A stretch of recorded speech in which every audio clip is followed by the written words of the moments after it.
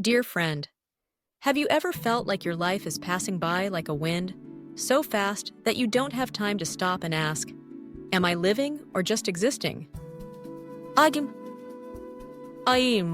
Amidst the noise of the city, the phone notifications, the daily worries, there is a very small silence that is being forgotten. That is the moment when you sit still, do nothing, simply breathe.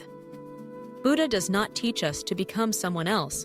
He only reminds us, return to yourself. No need to go to the temple, no need to burn incense.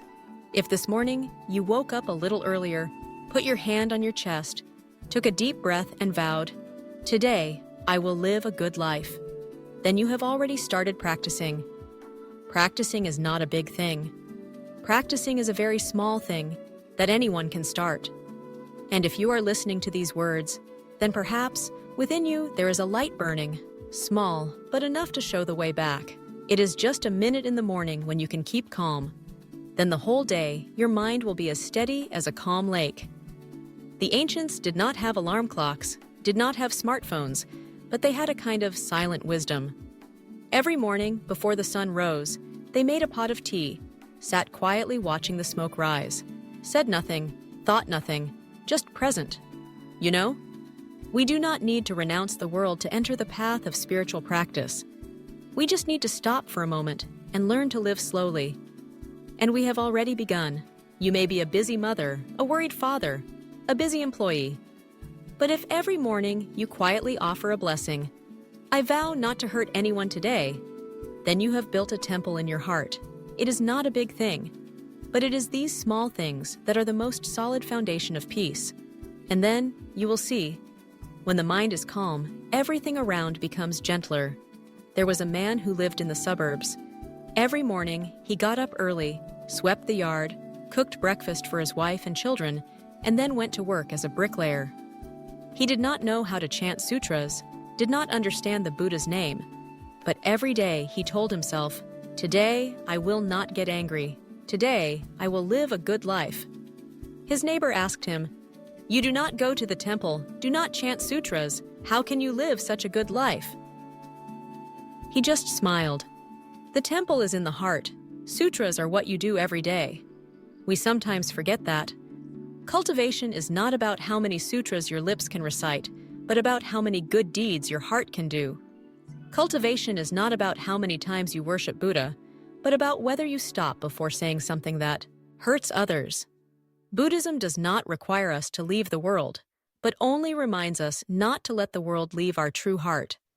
And you know what? As long as you live gently, live truthfully, and do not harm anyone, then each of those small actions is a wordless sutra, a living dharma that needs no explanation. There is an old woman who sells goods on the corner of the market.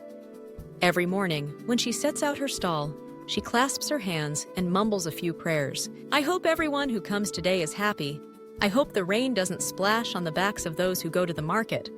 I hope I sell enough to cook dinner. No one sees her preaching. No one sees her chanting. But whoever comes near her feels lighter and more peaceful. So, who is the one who is practicing? Have you ever thought, Buddha doesn't need you to go to the temple every week.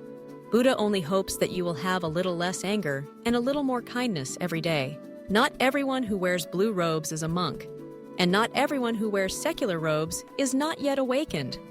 There are people who are silent, living like a small lamp.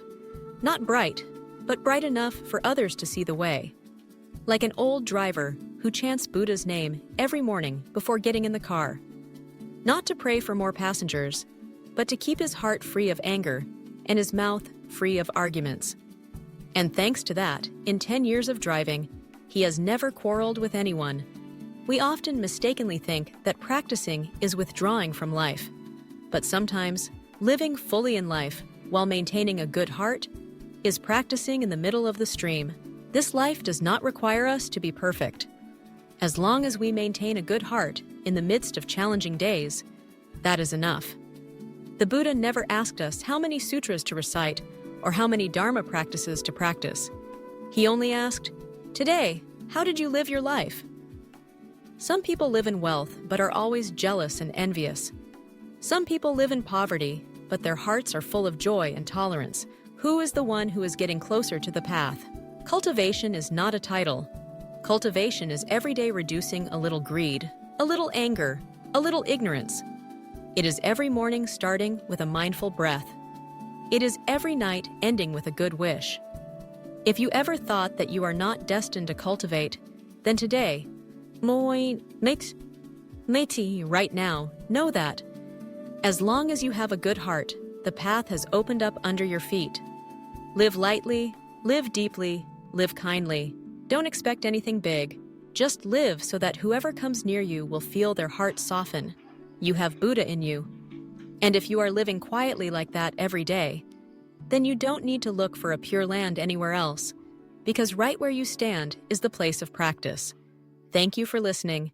If this small Dharma talk touches your heart, please share it to spread the peaceful energy to more people. Namo Amitabha, Buddha. See you again in the next Dharma talk, where we will go deeper into the journey of awakening.